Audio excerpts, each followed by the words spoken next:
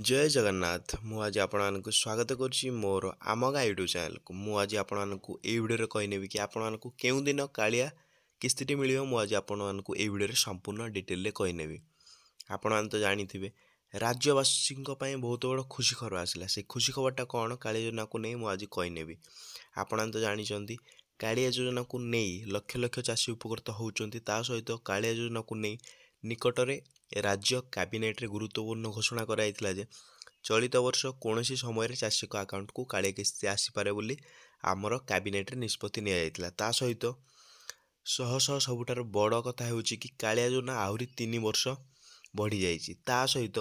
कालिया योजना रे वार्षिक 2 थर सहायता व्यतीत राज्य सरकार जेकोसी समय अतिरिक्त